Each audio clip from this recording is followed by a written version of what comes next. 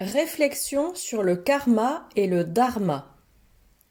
Bonjour à nouveau, je suis Maryse Varou. Merci de m'accompagner une fois de plus et bienvenue sur ma chaîne. Les concepts de karma et de dharma changent beaucoup d'un auteur à l'autre et encore plus quand ils sont utilisés dans un contexte religieux. Les significations réelles ou initiales ont beaucoup changé, d'autant plus qu'elles ont été déformées par d'innombrables personnes au fil du temps qui, faute de meilleurs mots, les utilisent pour décrire leur contexte et leurs idées, ce qui entraîne également un changement constant de sens. Le langage est fluide et évolue au fil du temps de manière dynamique, presque comme s'il avait sa propre vie, car le langage est le résultat ou le miroir de la société qui l'utilise. Donc c'est en quelque sorte un phénomène auquel on doit s'attendre. Mais comme je l'ai découvert, le concept le plus utilisé associé au mot karma est celui d'une punition qui serait comme la conséquence inéluctable d'avoir fait de mauvaises choses. C'est une explication extrêmement simpliste, car en réalité c'est beaucoup plus complexe. Comme il a également été défini, en effet le karma est plus une conséquence, car un ensemble de comportements provoquera ou causera un autre ensemble d'événements.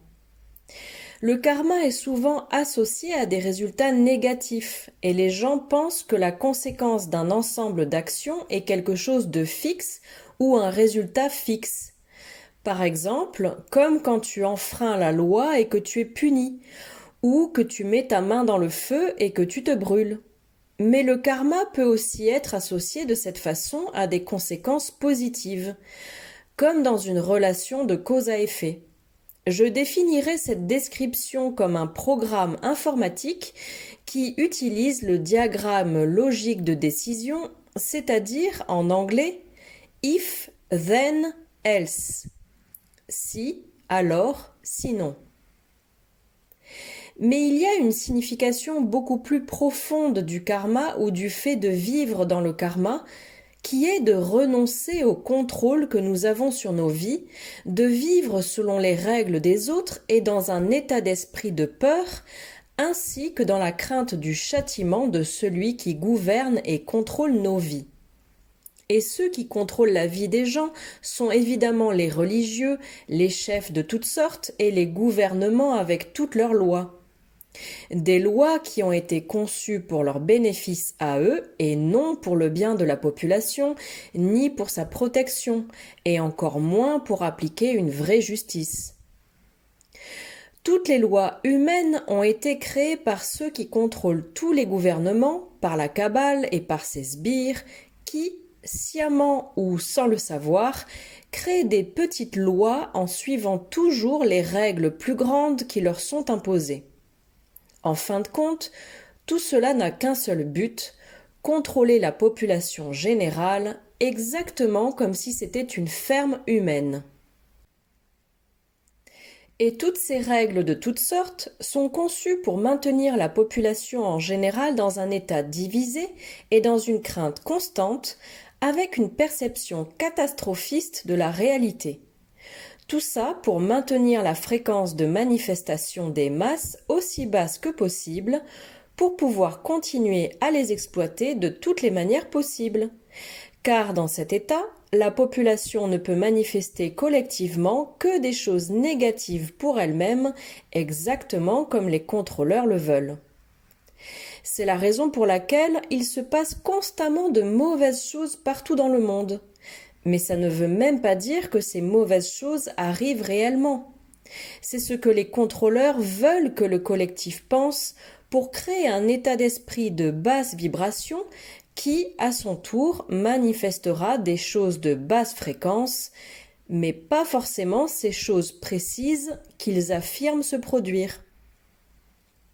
Vivre selon les règles des autres et respecter celles-ci sans émettre aucune critique personnelle et sans assumer personnellement la responsabilité des implications réelles qu'engendre le fait de suivre ces règles, et n'exister qu'en fonction des normes morales et éthiques des autres, en supposant naïvement que ces autres ne pensent qu'à notre intérêt, c'est vivre dans le karma.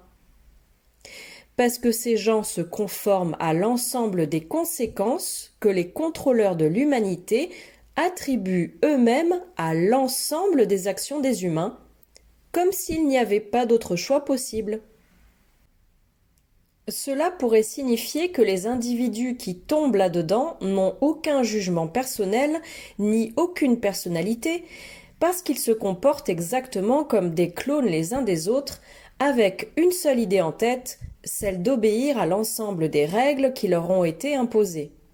Et je me réfère ici aux règles qui commencent par des lois, des normes éthiques et morales qui sont acceptées socialement, et qui finissent même par ce que beaucoup appellent les lois de la nature ou les lois universelles.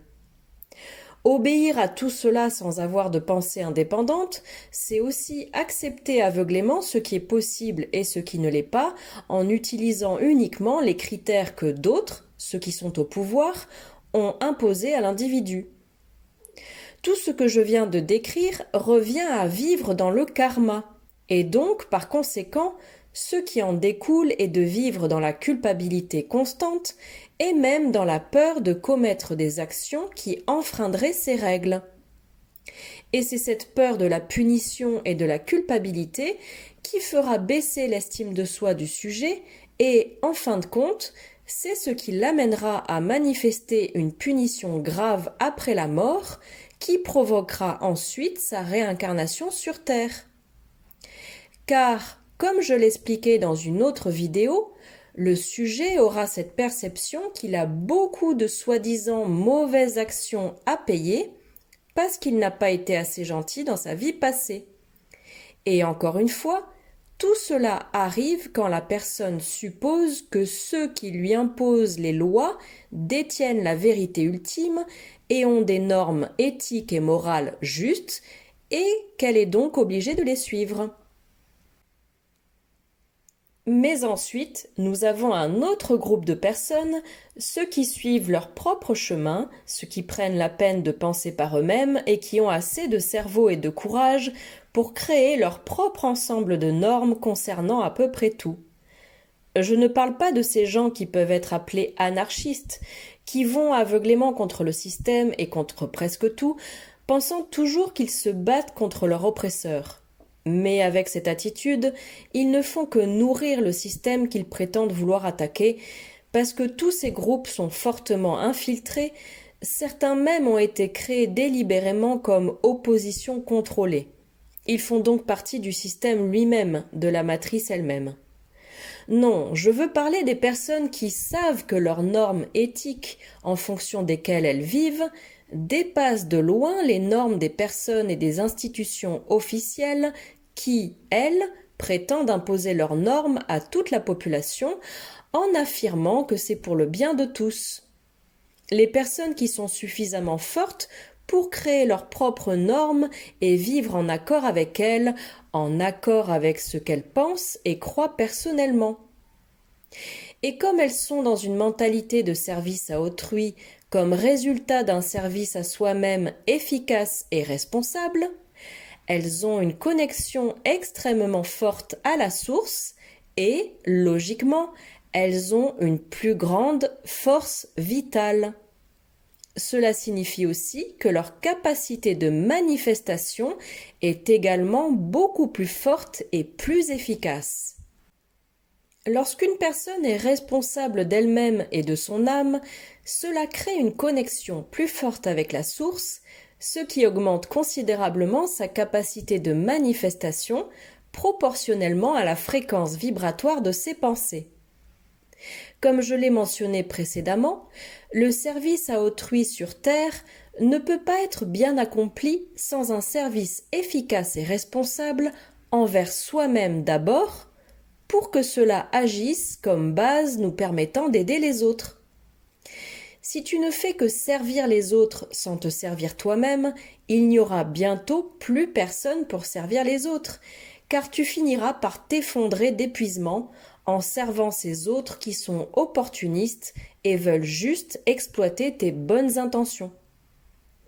Dans ce cas, il serait souhaitable de créer des communautés où les personnes qui ont réellement une mentalité de service à autrui puissent s'aider mutuellement dans une saine coopération. Des communautés où chaque personne serait dans une mentalité d'aide aux autres et rendrait service à son tour de manière égalitaire en n'ayant aucune intention d'exploitation. Et par communauté, je ne fais pas nécessairement référence à des personnes qui vivent ensemble, comme dans un village, même si ce serait génial aussi. Mais je parle également de personnes partageant les mêmes idées et qui pourraient travailler ensemble, même à des milliers de kilomètres. Vivre dans le karma, c'est simplement obéir aveuglément à tout ce que l'on nous impose à travers la peur et la culpabilité. Vivre dans le dharma, c'est vivre pour ce que nous sommes vraiment. Le karma est l'ensemble des conséquences d'un autre ensemble d'actions, et beaucoup de ces conséquences peuvent être très artificielles et éthiquement incorrectes lorsqu'on les considère à partir d'une norme plus élevée et d'un point de vue plus éclairé. Le dharma, c'est incarner et vivre pour ce que nous sommes vraiment, avec tous nos attributs, tout ce qui définit notre vrai moi, depuis notre point de vue personnel et en prenant l'entière responsabilité de tout cela. Le dharma revient donc à vivre selon qui nous sommes réellement, en construisant notre âme dans le processus. Vivre dans le dharma, c'est vivre le chemin de l'illumination, puisque ce chemin forme, crée et construit notre âme. Et lorsqu'on l'observe d'en haut, les normes éthiques changent et évoluent à mesure que le sujet développe sa conscience et sa connaissance. Si vous voulez aider le monde et le rendre meilleur, travaillez sur vous-même, travaillez sur votre âme, augmentez votre fréquence et manifestez de belles choses. Vous tous, libres penseurs qui êtes réellement en train d'opérer un changement positif, vous n'avez même pas à lutter d'une quelconque manière traditionnelle. Tout ce que vous avez à faire est d'être la meilleure version de vous-même et de manifester une grande vie pour vous-même. Si vous changez en mieux votre monde personnel, alors le monde changera autour de vous et pour vos êtres chers. Merci d'avoir regardé ma vidéo. Avec beaucoup d'affection. Maryse Varou.